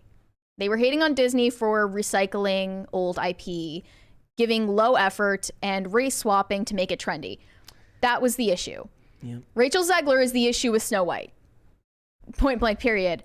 And she also liked a tweet the other day saying, I can't believe Tom Blythe, this is her co-star from the Hunger Games movie, is the only celebrity who defended Rachel Zegler publicly during her hate train. And that's because he responded to that hate comment about Rachel Zegler when he promoted Hunger Games, told that person to get a life. White knight move, right? But regardless, why would you expect other people to go out to bat for you when you're not even helping yourself? It just would have been so simple for Rachel Zegler to sit down in this discussion with Halle Bailey and say, yeah, I did see all of this criticism about what I was saying at the D23 Expo. And then when I went back and watched those interviews I did, it did look really bad. And I actually regret saying those things. It would have been as simple as that. I feel like it got worse after this was filmed. The hate train, as it's called? I do. It probably did, yeah. But it was still pretty loud. I think the majority of it came after this was filmed. Yeah, but regardless, the strike is over. She has free reign to promote or talk about whatever she wants on her own platforms or do interviews and correct the record, but she won't do it because that would be letting go of her pride. I mean, if Disney made her do it, they could. Just like they could. Well, why don't they? Are they stupid? Yeah. Yes. Just give her a script. It's so simple. It's so easy. It won't work. It'll come off as disingenuous. She's gonna look like a prisoner being held hostage while she makes it. It's not gonna work. I literally don't even care if she means it. Just give an honest response that you did read the criticism. You went back and you watched those interviews and you say, yeah, I probably shouldn't have said those things. That was a bad idea and I regret it. And I'm sorry for saying that stuff. Yeah. Moving on. Easy. I mean, and anyone who has anything to say after that is, you can shut up after that. It's also very naive to think that people are going to come to your defense when you say something stupid in Hollywood. Especially other celebrities. Everyone's out for themselves and your public image comes first. Right, exactly. Everyone knows that, right? Mm-hmm. So, all right, let's go to Super Chats. Shane H. Wilder said, Alex Jones is unbanned. We're so effing back, baby. There it is. We're back. Not that John Stewart said, I thought I was late to the show. Y'all were just waiting for me. Thanks. Yes, John. That was what we were doing. We were just waiting for you to show up. We're just going to go on 15 minutes late every day now. Yeah, of course. Now that we have permission. Cooper Trooper said, quit my job on Friday. Going back to my graveyard shift at FedEx this week. Let's go. Well, if it's what you wanted to do, man, congratulations. Let's go about. And good luck with that, my friend. Yeah. Shane H. Wilder said, Mary hearing things, get the holy water. I swear it was real. Let's do one more and then we'll move on. Urashima Otaru said the meta is originally a gaming term. It basically means the best way to maximize your ability to win. Well, it's moved on since then. Well, these OF thoughts are definitely maximizing their ability to win. That's for sure. All right, Mary, what is going on with Jonathan Majors? This story's getting crazier. Yeah, we're continuing to cover the Jonathan Majors criminal trial for his alleged battery of his ex-girlfriend, Grace Jabari. And a lot of people are comparing it to the Johnny Depp Amber Heard defamation trial. I wouldn't say that's a fair comparison to say, oh, Jonathan Majors is getting the same Johnny Depp treatment, because given these recent text messages which were submitted to evidence on Friday, it's looking damning for Jonathan Majors. It truly is. Jonathan Majors appears to admit physically attacking his ex, Grace Jabari, in text messages entered into evidence about an earlier incident. So let me be clear. This criminal trial is about an incident that happened in March of this year, of 2023. And these text messages that they submitted are for background or context that was deemed necessary. They are from September 2022, earlier in their relationship. And I think it will speak volumes to just read them to you. So this is from an earlier incident in which Jonathan Majors seems to have done something to injure Grace Jabari's head. He texted her, I fear you have no perspective of what could happen if you go to the hospital. They will ask you questions, and as I don't think you actually protect us, it could lead to an investigation, even if you do lie and they suspect something. Yeah. So he's saying, if you lie and say that it wasn't me who injured your head, they might still be suspicious. Yeah. You need to protect us by not seeking medical treatment at all for what he allegedly did to her in September last year. Yeah. That's awfully dead ringer suspicious. Yeah, it is. And, is it not? And also his fear feels very, very palpable in these messages where he's like, look, anything at all risks me getting in trouble, because for a celebrity like that who has a star that's on the rise, any bad publicity, like when people say there's no such thing as bad publicity, that's not necessarily true. That's not necessarily true, especially if you're somebody who's getting endorsement deals. This would have been before he got his deal with the U.S. Army, and then he lost his agency. Before Quantumania came out. So they are not looking for any bad publicity coming out about an actor who doesn't have the pedigree to make it worth dealing with. Some actors are going to get leeway. Oh my gosh. Ezra Miller gets leeway because of his pronouns. Imagine if a criminal trial began for this September 2022 incident before Ant-Man Quantumania came out, with that post-credit scene, multiple post-credit scenes setting up his character Kang as the main villain. That would have been ugly for Marvel. It would have been DC's own Ezra Miller situation. So Grace Jabari replied to his text here and said, I'll tell the doctor I bumped my head if I go. I'm going to give it one more day, but I can't sleep and I need some stronger painkillers. That's all. Why would I tell them what really happened when it's clear I want to be with you? Like, when he reads that, she has all the power now. She has an immense amount of power now because she's like, look, I got to go. And he's like, you don't got to go. Because you done effed up. Yeah, because you effed up and now you're going to have to find out. And she's got an immense amount of ability to ruin his life on a whim at this moment. If he is guilty of this, he would deserve it. Yep, obviously. And he's going to do everything in his power to prevent her from saying what actually happened, because he doesn't want his career, which is why you say things like, I need you to sacrifice for me. Like, be my Coretta Scott King or my Michelle Obama. Yeah. So he responded, last night I considered K-ing myself versus coming home. I need love too, or maybe I'm such a monster and horrible man, I don't deserve it, and I should just K myself. In this way, my existence is miserable. I want to die. Now, so that's really manipulative. My point when I read this was, I believe 110% that if you're all messed up, you're emotionally unstable, you could actually have those thoughts. Sharing them with your partner is ridiculously manipulative. Sharing them with your partner for any reason, but especially in a way to convince her not to seek medical treatment for what you did to her, obviously super manipulative and a shitty move. So she replied to that, I will not go to the doctor if you don't feel safe with me doing so or don't trust me to. I promise you I would never mention you, but understand your fear. And here's the next thing he said, telling her that she could not reject his love and admonishing her for not hugging him after their alleged fight. Jonathan Majors texted, quote, I will probably K myself. It's not really contemplating anymore. I'm a monster, a horrible man, not capable of love. I am K'ing myself soon. He is openly threatening sewer slide in a way to put her under duress so that she doesn't seek medical help or out him for what he allegedly did to injure her. And we don't know anything else about the incident other than these text messages because that would just be hearsay. And she replied, Jonathan, you can't say this. I'm going to have to tell someone. Yeah.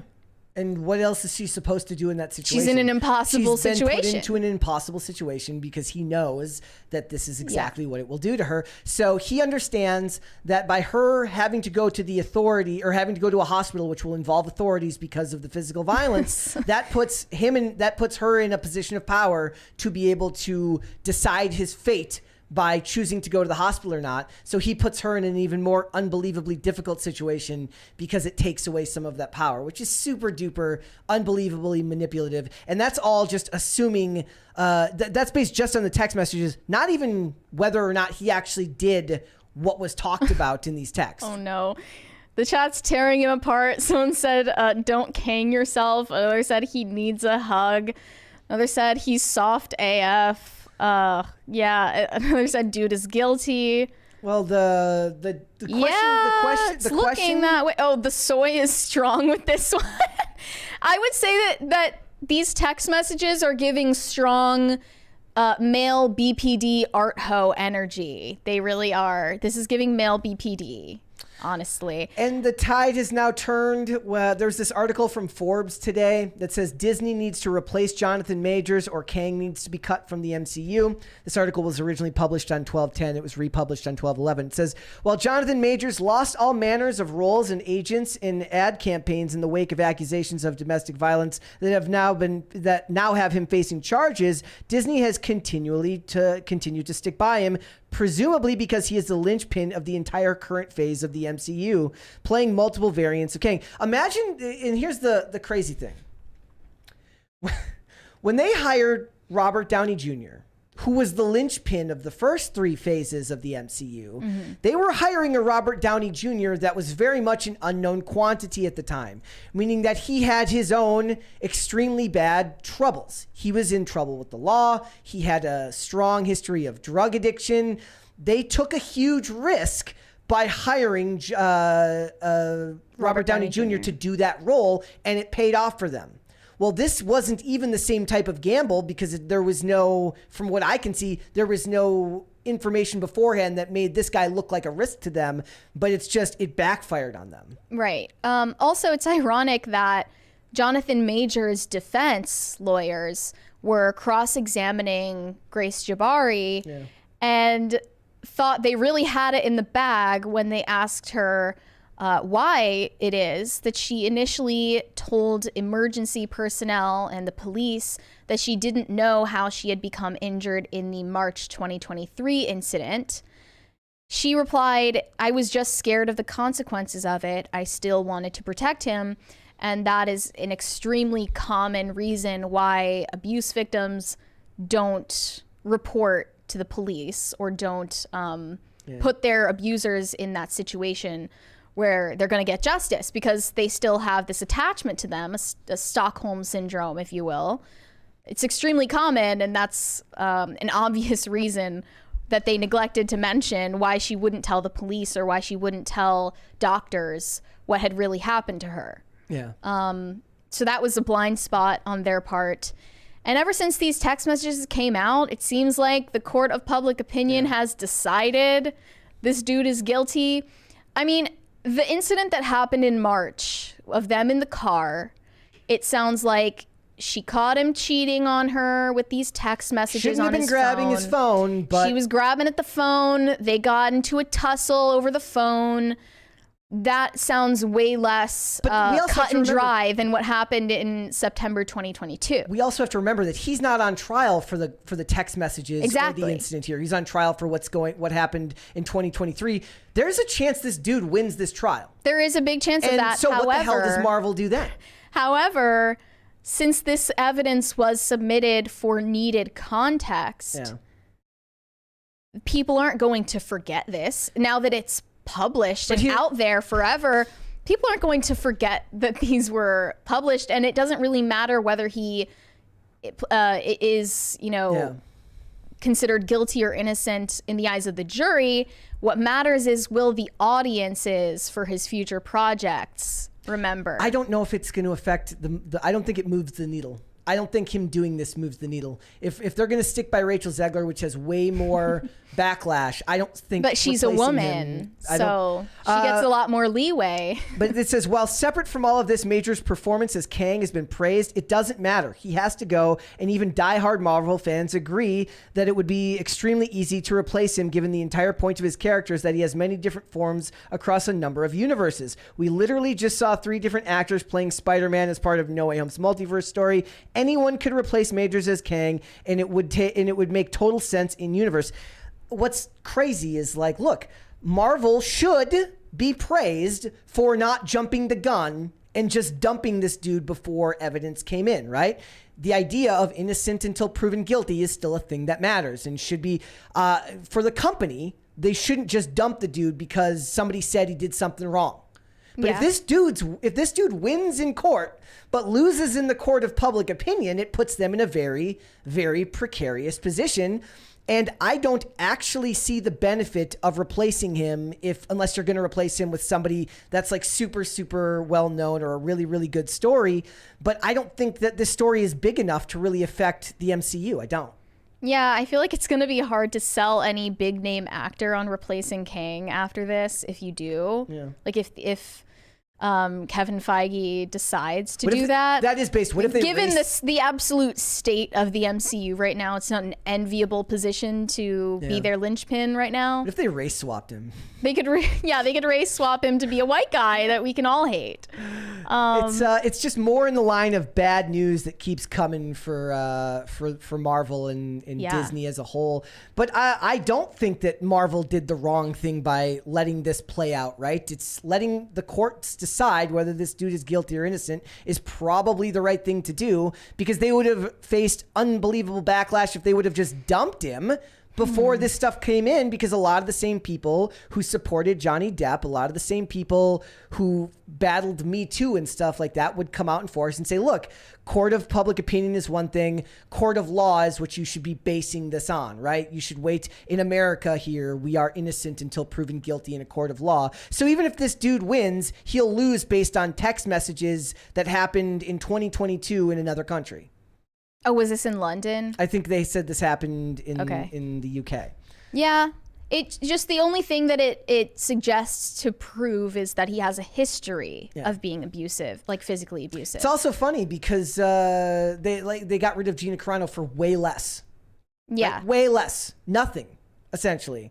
Mm-hmm. And granted, that wasn't Marvel. That was Star Wars, Kathleen Kennedy. I don't know how Kevin Feige would have treated that situation as opposed to Kathleen Kennedy. I mean, it's not like she was starring in The Mandalorian. It's a bigger decision to get rid of Jonathan Majors, obviously. Especially when you've put all this money and time into a character that's going to be across so many movies.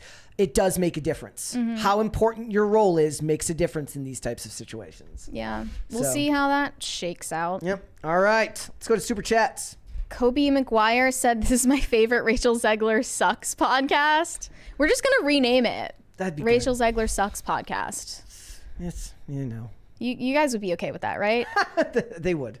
Ewan Wood said, my dog Peach just had her first vet visit. She's absolutely furious with us right now, but is demanding cuddles. I love those videos of this guy who's got this Shiba that, like, it's the calmest dog you've ever seen in your entire life, and it's like ASMR videos of the dog getting pampered, and it lives better and it lives better than I do. Than most people in history. Yeah, and it always looks so happy, and I'm like, what did you drug that thing with to make him so calm all the time? Yeah. Like, he puts the little thing on his finger and he's brushing his teeth, and the dog is just completely docile. He's cleaning out the ears. He runs the rolly thing up the neck, and I'm like, bro, I'll how much? Like, I'll go live there. Let's do this. Just make sure that your dog Peach is vaccinated against the latest strain of COVID. Yes. Let's do one more. DCNC said, Taylor, I'ma let you finish, but Beyonce's tour film is the best tour film of all time. See, that's what it should have had at the very beginning. That's what it should have had at the beginning. Do one more. Bucky Ducky said, thanks for waiting for me, Brett. I was late home from work, but I was able to get home and start making food before y'all started. Oh, hi, Mark. Mary. Yes. Well, of course. Bucky, we did that for you, my friend. We did that for you. We absolutely did. Okay, this story's crazy. What the hell is going on with Tom Hanks? Too crazy for words. Well, guys, this podcast has recently been veering more often to the conspiratorial realm, and I'm honestly here for it. I don't have a problem with it. I hope you don't, because I scour the internet and go down rabbit holes all the time, so I thought, why not just take you with me down the rabbit hole? So this one is revolving around Tom Hanks. I saw his name trending on X over the weekend and decided to see what was up, what was going on with him. And it was really nothing at first. I saw that he did this speech for the ACLU where he advised us to all get out to register to vote because our democracy is on the line. I've heard decency is on the ballot again. Yeah, do you want to play the video, or are we good on that? I just want to play the end of it. The end of it is so it's cringe. really cringe. The end of it is so cringe that I have to play the end of it. Here we go. Here we go, guys. We vote for both. You heard they. What a more perfect. We vote our values and our rights. We vote our ideals as Americans in order to form what? A more perfect union. And a more perfect union includes he, him, she, her, they, them. The part that should upset you about all that is how there was no cheering for the whole speech, but they went wild. He said they, them, yes! Wow. He said there are forces hell-bent on diluting the power of our vote by any means necessary. So true, Tom Hanks. And as I continued scrolling, I found some more nefarious ideas about Tom Hanks. Firstly, from an account called Illuminati Bot, you may follow it on X. Tom Hanks, I don't respect anyone who doesn't wear a mask. Me, I don't respect anyone who is on Epstein's flight log. That has apparently been proven false. He's not according to Community Notes. If you PolitiFact. Well, I mean, a lot of people do seem to trust Community Notes more these days than they did back in the day when it was simple fact checking. But it is fair to point out that one of the things that really made people worry or made people suspicious was right when COVID was starting. He got citizenship in, what was it, Berlin or he got citizenship outside of the United States, and a lot of people believed that was because something was going to come out about that. Yeah, but did it ever? No. And another tweet said, how many frequent flyer miles do you think Tom Hanks racked up visiting Epstein Island? That is all alleged, guys. Yep. So I saw some comments back from Tom Hanks simps. This is the less interesting Hanks, obviously. They said this account has 1.5 million followers, and it posted a lie suggesting Tom Hanks is a PDF file, which got 260,000 views and counting. QAnon and MAGA is a clear and present danger to America. Another one said Tom Hanks trending. The QAnon psychos have apparently left the asylum again. Someone seriously needs to take the keys away from Elon Musk. Another said how did they do that? He bought it. It's exactly. his. You can't. You can't do that. MAGAT's obsession with Tom Hanks is pathetic and disturbing in equal measure. They call him a PDF file while worshiping a man, they're talking about Trump, who openly talked about effing underage girls, was friends with Epstein and tried to overthrow the government of the United States. Okay, let's break that down. First of all, I have no idea what they're talking about on the first part. On the second part, was he friends with Epstein? I don't think so. They showed up at some of the same events. He flew on Epstein's plane one time, but not to the island. He flew on it like he hitched a ride basically from one place to another. I think somebody can correct me on that if I'm wrong. PolitiFact, tell us. PolitiFact, let us know. But then we get into what Isaac Cappy was saying. Right. So I just scrolled until I saw a tweet from Dom Lucra that said, on July 23rd, 2018, Sarah Ruth Ashcraft came forward and announced that she was subjected to CIA brainwashing techniques and child sex trafficked to Hollywood at age 13 years old and R-worded by Hollywood star Tom Hanks. The original post is, "This is me at 13, the age I was when Tom Hanks purchased me from my father for sex as a dissociated mind control doll. I wonder how much he paid. I wonder how much money my father made for breaking my mind and selling my body throughout my life. Will I ever get to know?"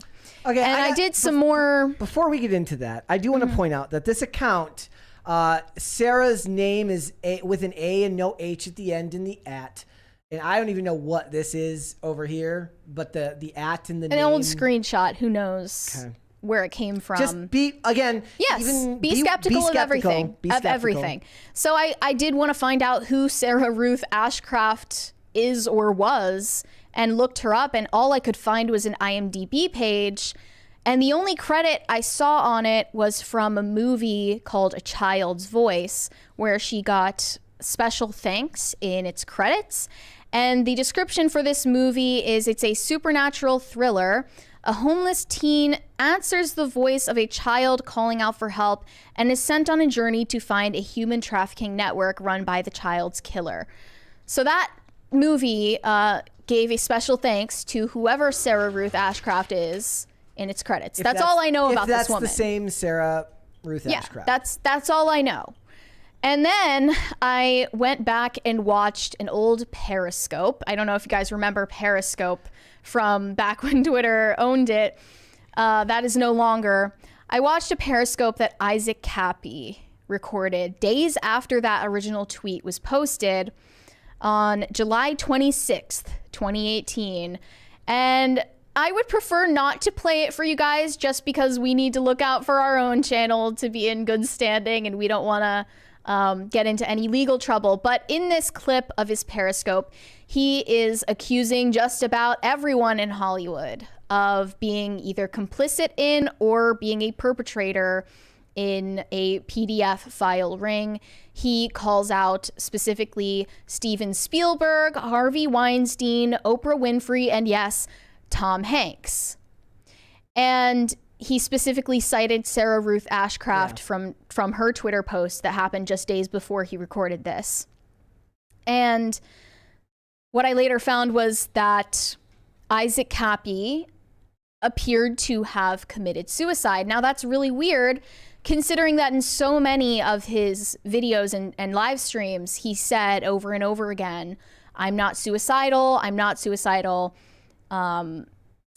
You know, they can try to kill me, but I've already been blacklisted in Hollywood. You can't do anything to me. I have nothing to lose. And he reiterated this, that he was not suicidal. Yet it was reported in May of 2019 that he killed himself. And the headlines were extremely puzzling.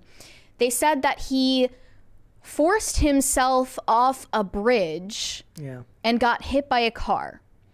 That's just a really weird, confusing way to report someone's apparent suicide. So, but supposedly there are bystanders that tried to talk him off of it. So the official description, at least on Isaac Cappy's Wikipedia, says in 2019, Cappy committed suicide by jumping off an overpass into oncoming traffic in Arizona. 2 bystanders on the bridge attempted to prevent Cappy from throwing himself from the bridge, but were unsuccessful. So maybe the idea is that they tried to wrestle him back and he still jumped off. Around the time of his death, a lengthy note was posted on his Instagram account in which he claimed to be the reincarnation of Judas Iscariot. I don't know. Is that how you pronounce Judas, that? Yeah. yeah. So while opening up about his drug and alcohol abuse, he also apologized to Donald Trump, Jesus Christ, and QAnon. The post was captioned, "Beware the man that has nothing to lose, for he has nothing to protect." He had the big problem with Seth Green. He had a bunch of legal issues in 2018. It says how he was investigated by the police after reportedly threatening Paris Jackson and actor Seth Green. Jackson accused Cappy of choking her at a party they were both attending. The Los Angeles Police Department confirmed the investigation, but it has not been active since 2018. But Seth Green was one of those people that he put on blast. Yes. In his complaints. One of many. And another weird part of this is a Tom Hanks post on Twitter that was just a month before Isaac Cappy's death was reported in the news. So Isaac Cappy died on Route 66. Tom Hanks, on the 4th of April in 2019, posted a picture of a lost glove. It looks to be a latex glove that was on the road, and he captioned it, "Historic Route 66. Roadkill? I hope not. Hanks." And he does this regularly, that he uses social media to post lost items. It's just something that he says is his quirky, artsy-fartsy, way that he uses social media. He said, "One time I found a student ID of someone who went to Fordham University, and I returned it to them." But he just thinks it's very artistic to post lost items on his Instagram. And this was one of them on Route 66, a month before Isaac Cappy died on Route 66. Now, I am not making any declarative statements about any of these events. I really don't know what happened to Isaac Cappy or what the cause of his death was. I have no idea. But I'm just saying, whatever we are told can't be the full truth. Yep. It's very possible. Maybe the two men were involved in just. Who were they? Yeah. Did we ever hear from them? Do we know who they are? Who those bystanders were? I don't think that. Now, obviously, I could do a whole lot more research. I could go into this for hours. But we're not here to do a deep dive. I'm just presenting the information that I came across over the weekend that made me go, that made me think a little bit. So, and it gives you a little bit of background where the Tom Hanks is a PDF file meme comes from, where the context for it is, because it's one of those things you hear a lot, and all you ever really hear as an explanation is flight logs. That seems to be the thing that most people bring up. The fact checkers say he wasn't on Epstein's flight logs, and then I see, some of these conspiracy theorists or so-called QAnon people, they have valid points and then they take it too far. And then they lose all credibility. You lose people when you do that. One of the things I saw them reposting was Tom Hanks called a baby sexy. And I was like, that doesn't sound right. So I went and looked into it, and he did a bit for SNL that was making fun of the show Toddlers and Tiaras about these kids doing pageants. And he plays a dad in this skit where he's, yelling out to his daughter who's performing in this pageant saying, "You're the sexiest baby." Ugh. Now it's a gross joke, but it's a joke that is funny only because it's making fun of how over-sexualized these child pageants are in Toddlers and Tiaras. That has no salience as to the question of, is Tom Hanks actually a predator? So some of these people were just kind of, stretching the truth and brought up things that were totally irrelevant. I am only recounting the things that I thought were relevant to the question. What about at hand. pictures of pizza on Etsy for several grand? Dude, I just came across that today. What is that? Explain that to people. I came across a tweet today that showed a screenshot from Etsy where there is a downloadable image of a pizza, just a pizza, for $3,000, and it was in 11 people's carts. What the heck is that? I don't know, man. At Etsy. Where's Wayfair? Do we have a Wayfair situation on our hands all over again? Right? I don't know. Could be happening. What kind? I have a better question. What kind of pizza was it? It was just a cheese pizza. Didn't we just talk about how Kevin McAllister eats a cheese pizza because he's a kid? Proven. It's kids. That's what it is. They're selling kids on Etsy. I sure hope not. Yeah. But anyway, that's all I had to say about that topic. I've got a white pill though. I've got really? Chet Hanks singing Nirvana to turn Chet this Hanks. segment around. To our favorite Hanks. Yes, I've got Chet Hanks here singing Nirvana. And he sounds just like Kurt Cobain.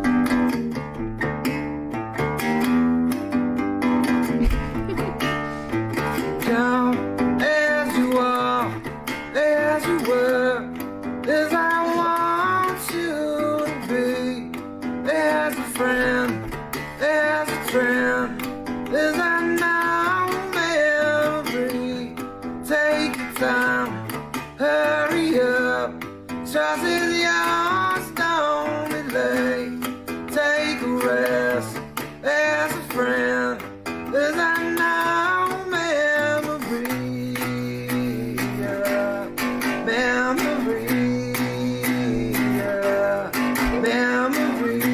Go off, Chet. I know, right?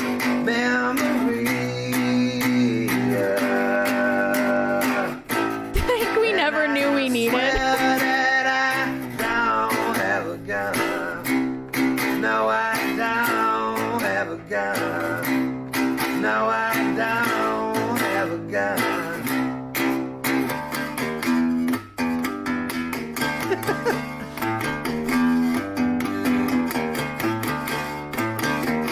Just thought I'd brighten everyone's day a little bit there. Yeah. Yeah. It's perfect. It's a good way to end this. Somebody also said cheese pizza CP. That's what they. That has been a theory. Yeah. All right. Let's go to Super Chats. Alex said, I don't think most people have an issue with the race of Hannibal, but rather the age. He was 30 when fighting Rome, not a senior citizen. How old is Denzel Washington? 70-something. Really? Yeah, that's also inaccurate. But maybe they'll de-age him, which then asks why. Yeah. Like, why? Well, because there are no young actors that carry that much clout. In the chat, somebody says, Shane H. Wilder says, definitely has a gun. Actually, the caption for this says, plot twist, I have a gun. So, it is true. Very funny, chat. Pat the Plumber said, just got my shirt. Let's go. Let's go. Love that for you. Let's do one more. And let's get a second crisis party, ladies and gentlemen. Sir Ranko Productions said, oops, I was late today to PCC, but I guess so were y'all, LOL. Guess there's less to 2 times speed, though. Through, though? That's Let's a fair go. Yeah, you don't have to listen to me sound like Ben Shapiro on meth. Ben Shapiro on meth. I don't want to think about that. Imagine for a second. Imagine for a second that you're in Israel. Yeah, you could just do it. You do it for all day. Olivia Claire said, you could say Vivek was live streaming. Yes, he was. Got him. That's pretty good. Let's do one more, and then we will move on. Okay, let's get a second crisis party, guys. Texas Tac Talk said, nothing says Christmas like a divorce story. That's what I said. It's a very American thing to just ruin it for everybody and do that. So, all right, Mary, what's going on Twitch? I've truly had it with the OF thoughts, and they keep on surprising me with worse degeneracy. So apparently there is a new trend on Twitch, a new meta, if you will, where these women will just stream what appears to be completely topless, naked, with the camera barely cutting off their nipples. And when they get a certain donation, they jump up and down. And this is allowed to be not only on Twitch, period, but it is on the homepage of Twitch, which is, by the way, a 13+ platform, not an 18+ platform. There are likely minors who are watching this content. This is worse than the hot tub meta. The ways that these women skirt the rules of these community guidelines to sexualize themselves for money, I mean, there's no end in sight. It's astounding. What I like about it is, like, look, I'm very much other than the fact that it's degenerate. Like, look, in a capitalist society, we could be looking to solve world hunger. We could be looking to find a way towards world peace.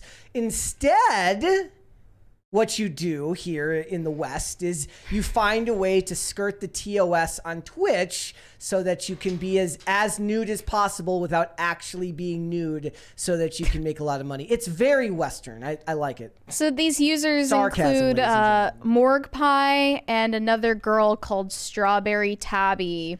And this initially gained some traction because Cinnamon Toast Ken made a reaction stream to this woman saying, you know, how is this allowed?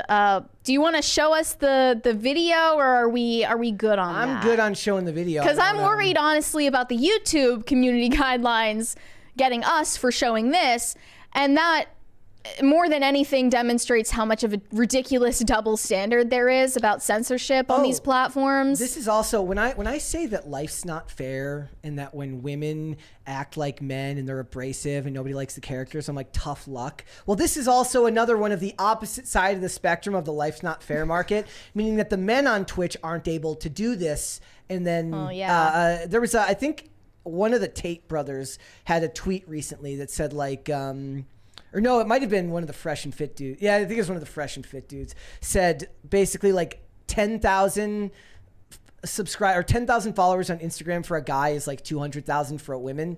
Is like 200,000 for a woman because men have to provide some sense of value to what they post, whereas women just have to post pictures of them in less clothes. I don't know if that's necessarily a 100% fair analogy, but it's pretty close, right? So look, ladies, you pick your market. Do you want to take the tough road and try to act like men in movies and get shit on? Or do you want to make a ton of money by making stuff like this? And then the only people who seem willing to tell you that you're wrong are people like us because there's kids on the platform. Because you couldn't do this on a regular porn platform because you would fade into the background, but this is probably where it should go because kids that are 13 shouldn't be looking at this stuff. Obviously. Shoe on Head made a tweet about this trend saying, why doesn't Twitch just make a new 18 plus site? They do this on Twitch because the market is already saturated on actual porn cam sites. They won't stand out. They can find a larger and younger audience on Twitch. What I'm trying to say is these whores should be banned. Yes, that's what she said. And I wholly agree with her. Well, I was very sad when Shoe on Head announced her engagement. That was very sad. She's a very smart woman. Wait, what? She's a beacon of intelligence. I think Shoe on Head is great. Why shouldn't she be engaged? Oh, it's because I want to marry her. She's Okay. We got a $20 from Bucky Ducky. This is just Twitch. How is anyone surprised about this? We've seen sexual content be ignored for literal years now. This is exactly what Twitch wants to cultivate. Again, anyone who can't see it is blind. If this was if Twitch was somehow like, I'm imagining a world where I wouldn't have a problem with this, right? If this was an 18 plus platform that didn't have porn and they were just trying to find their own ways around it for whatever reason, I could actually appreciate the ingenuity of trying to find all of these ways to get around the man. Unfortunately, what you're doing here is not for the eyes of children. Yeah, Amaranth has been called out for similar reasons. Yeah. People call her a groomer. And it's just proof that there is porn literally everywhere in our culture, and we're so desensitized to it. It's in every main streaming show. You know, at least you're told it's softcore porn, but this is still, it's still porn. It's in advertisements, it's on billboards, it's in magazines, it's in any Netflix show, it's also on Twitch, it's also on YouTube. And you know what? Ever since Elon bought Twitter, by the way, I've noticed a huge uptick in pornographic content that I do not seek out to see on Twitter. I see it when I click on any viral tweet that is not related to sexuality or porn whatsoever. I look at the replies, and there you see girls promoting their OnlyFans and just spam bot accounts posting porn, posting links to porn. There are bot accounts DMing me with links to porn all the time, ways that I am not seeking it out in the algorithm whatsoever. It's unavoidable, and Twitter is supposed to be a 13 plus platform just like Twitch. Yeah. So how is this allowed and excusable? It's not. It shouldn't be excusable on Twitch. It shouldn't be excusable on YouTube. I mean, ElsaGate was another example of this. that kids are just, I mean, if they're given unfettered internet access, they're just getting mentally assaulted all the time with X-rated content, pretty much. And it's unavoidable to them, and it desensitizes them to it. I mean, even adults are desensitized to porn because they think it's normal that there are images of nearly naked women everywhere you go in society promoting you to buy products. Yep. It's still porn. And it's just a sign of our degrading, degenerating culture. I mean, it depends. Like, are you saying like nearly naked and not having sex isn't necessarily what you'd call porn, but racy advertising, sure. Well, think about it. The idea from that sex sells has been a concept that's as old as time. Think about it from a relative perspective, though. I mean, we used to have a concept of obscenity material in this country, and we no longer do. I think people a century ago would find Victoria's Secret advertisements that are plastered over the wall in a mall to be pornographic. And, you know, you could say that that's just relativistic, but I think it is true. We're just desensitized to it at this point. Aren't there like old sculptures and paintings that are basically the same thing though, where they I think that is a bad argument. I think that why? I don't know. Why? I mean, when Michelangelo was sculpting the image of a naked body, it was more so a way to glorify God's creation. It was not to dehumanize. So because when they're selling a product, it's more dehumanizing. I think when you can see modern sculptors actually trying to imitate that style, they're incapable of hitting the mark because we live in a pornified society. Okay. So I'd say that's very different. And for these specific girls on Twitch who are streaming topless, I wouldn't say that they're to blame for all of society's problems. Obviously, they're symptoms of it. They're almost, I mean, obviously they're choosing to do this. They're adults who are capable of making their own decisions. Yes. But in a way, they're almost victims of our pornified culture because they never knew anything different. Yeah, I don't think that makes them victims. They still have free will and the ability to make their own choices. I think both can be true at the same time. Also, part of this is also because if Elon is going to pare back the censorship of other people in pursuit of free speech, then stuff like this is going to be part of what you get on a free speech platform. Is the stuff, not just the stuff you like. Porn should have never been considered a form of free speech. But in this case, that they see it the same way. Algorithmically, it's seen the same way.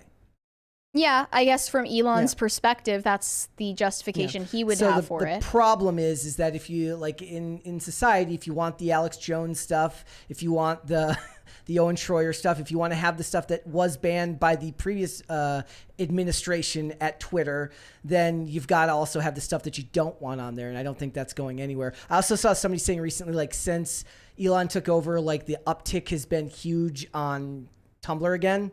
Like, they're going back to Tumblr. Because they allowed porn back on Tumblr? I don't know. Yeah, like that it's becoming more prevalent on Tumblr again, too. And I really enjoyed using Tumblr back when they banned porn from it, because I used it just the same way I use Pinterest. Yeah. Like, it's just aesthetics. But if I have to look at porn and I can't escape it anywhere on the internet, like, what is the use of these platforms at all? It sucks. Like, here's...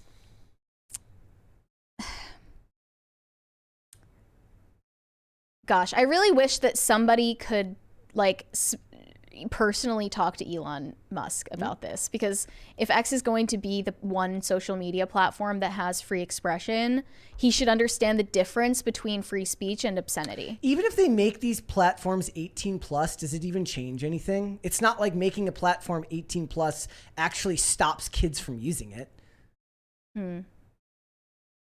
If they were...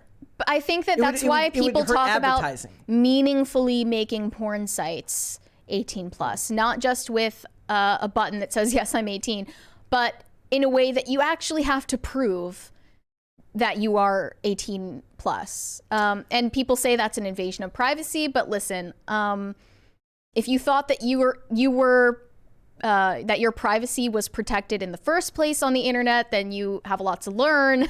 And the government and all of these corporations that obtain and sell your data, they already know who you are, where you live, and everything you click on anyway. So it would literally only help protect children from obscenity to change those rules. And, you know, I've seen a lot of women start talking about the ethics of sex work, and they claim that men are solely to blame for the fact that porn is so, so widespread on the internet, and the fact that OnlyFans is so successful for so many women. Men make the market a possibility. They do make it a possibility. They are the majority of the users on a platform like OnlyFans. It's true.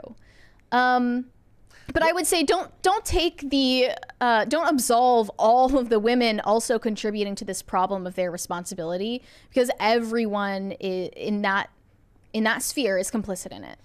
You have to find a way to starve the market of it. And I think that in the list of things that are impossible, it's impossible. Biological drive will never cease, and this is going to go on forever. I don't think you can win this until Mary becomes the dictator. I don't even think authoritarian measures. I do not even think if you were a dictator, you could stop this. It would just go underground. I mean, there's no. It's just like, I feel a straw man argument to say to pro-life people that you're never going to make abortion non-existent, when that honestly is never the stated goal of pro-life policymaking. It's aiming to make it as rare as possible with laws prohibiting and restricting it. We know that things are still going to go on. I mean, murder isn't illegal because we think that making murder illegal will make murder never happen. Like, I feel like that's a bit of a straw man. But we can do things. You know what? Society can be better somewhat. It can. I have the courage to say, society, it can be better. You think they can do better? We can do better than better. This. We really can. I believe in us. All right, let's go super chats. Shane H. Wilder said, I'm an Aries, I'm a fire sign. Say Christ is Lord! How do you know what your sign, like if you know what your sign is, how do you know whether that makes it a fire sign or a water sign or a... Wait, what do you mean? Are there different types of signs? Yeah. Okay, what is a Cancer? I don't know. If I had to guess, I think it's a water sign. Okay. I don't know what know makes what that it means. water or whatever it is, but... Luckily, I don't know any of that stuff. Yeah. Do you know what your sign is? Cancer. Oh, okay. But I don't know whether that makes it a water sign or a fire sign or an earth, wind, and fire sign. I don't know. Yeah. I don't know what it means either. Not that Jon Stewart said, Rachel Zegler sucks podcast. Let's go. Yeah, we could. We're getting there. We could do that. Shane H. Wilder said, Mary sending us down a conspiracy rabbit hole. You know what? I'm here for it. There you go. I'm glad. Sir Ranko Production said, yes, return of Chet formations. PCC OGs remember. Yes, well, I do miss the days of I do miss the days of Chet formations, but he's not doing as much of his he's not doing his workout buddy thing anymore. He's not working as a personal trainer anymore, so he can't do it. What's his next hustle? Well, now he's acting and he's got a podcast. He's got podcast. Chet Hanks podcast on YouTube. He's always on other people's podcasts. He did have something cringy lately the other day where he said he's taking himself on a date, and I definitely winced. He deleted it, right? It was a story post that's now gone. Oh, it was several story posts that are now gone, but it was cringy. Yeah, men should not be taking themselves out on dates. That's a little... We're very close to a second crisis party. Let's get that second crisis party. Bucky Ducky said Brett Shapiro, he's on math. Not meth, did we math. Did we miss a $20 one here? From Bucky Ducky? No, we read that one. Okay. Shane H. Wilder said the hot tub meta is cringe. OF 304s hold my beer. Yeah, they take it as a challenge. It's just they're always finding a way to skirt the system. They're like those like really clever accountants that always find a way to get you your money back or to keep you from having to pay those taxes. They do call themselves spicy accountants. You know that, right? I didn't know. That's amazing. That just means I'm very basic in my analogy. On TikTok, in order to avoid calling themselves what they are, which is digital prostitutes, they say that they're spicy accountants. Yeah. I know all the code language they're using. It's not getting past me. DCNC said Tiffany and Alex Stein, shoe on head, and her fiance got to move faster. Bretty. I was kidding. Bretty about shoe on head. That was a joke. Oh yeah, it was also a joke about Tiffany Gomez. She's also, but what I like about shoe on head is she is kind of one of those last bastions of, I don't know if that's heterodox, but she's very not middle of the road because she has strong opinions, but she just seems very rational most of the time and guided by a certain sense of rational morality, if that makes sense. Like, she doesn't seem to fall on either side of the aisle just based on where the issue is, based on the side she's on, because she's not on anyone's side. I think that I like just that she has a sense of humor about everything. Yep. If she did appearances more, I would want to invite her on the show, but absolutely. I don't think she really does appearances. She had one that was like, it was like Tucker Carlson streaming service, Fox streaming service. It was like she's like, how am I going to afford all of these? Sarinko Productions said Tumblr releasing the floodgates on prawn was the downfall of the internet. All the they-thems were ghettoized on Tumblr, but now it's everywhere. Yeah, originally that was definitely the case. I know Clownfish TV used to talk about that quite a bit, about how Tumblr, like, cutting off the prawn sent everyone elsewhere. It's a mass exodus onto all the other platforms. Yep. Shane H. Wilder said, I just dropped a merch ad for y'all while I wait for mine to come in. Watch it after the show. This one will actually get a copyright strike. Let's go. Well, we'll keep it off air, but thank you for making that. I will watch it when the show is done. No Control said cancer sign is 69. I don't even know what that means. Each sign has like a symbol that goes with it. Yours looks like the number 69. Oh, okay. I think that's what that means. The Real Hydro PX said, Brett, I hope the cancer is not malignant. Smiley face. Well, that's a little bit I hope ominous. So as well. Bucky Ducky said, y'all did kind of just talk past my 21 though. Okay, so I was right. Okay, so we did go past. So we did mention it. I did say it. Okay. The one that says this is just Twitch. Yeah. How is anyone surprised about this? Okay. But I mean, the main thing that people were mad about was not slut shaming the whores, which they should be. They were mad about an unfair enforcement of the Twitch guidelines. That, I mean, people just get their channels banned unceremoniously all the time. I know that even PewDiePie got his Twitch account banned out of nowhere with no warning, no reason given, and then it was reissued, you know, days later, weeks later, with just no explanation. They do these things all the time, and it's an unfair enforcement of their rules. In the chat, Yellow Flash 2 says the Gab guy blocks porn on his media site. Hello, Yellow Flash.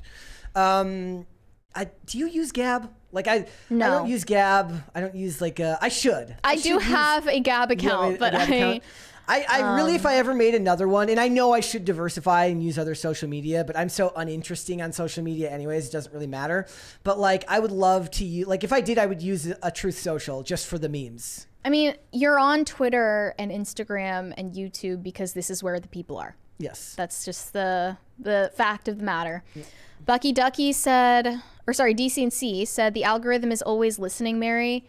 You said the word porn out loud today more times than I say it in a year. Oh, yeah, I guess it's true. Your phone could still be definitely hearing it while you're during the show. I mean, people talk all the time. Like, look, I mentioned lawnmower to a friend, and now I'm getting nothing but lawnmower ads for the next 5 years. Most of the ads I get are for Tinder and Bumble and Ozempic. I mean... They know their target demographic, okay? Perfect. All right, guys, perfect. Before we go, looks like we're going to get that second crisis party. It should probably go... There it is. Yes, I am a punk. Can you hear my voice? That's why we love Ian. Thank you, guys. Thank you so much, guys.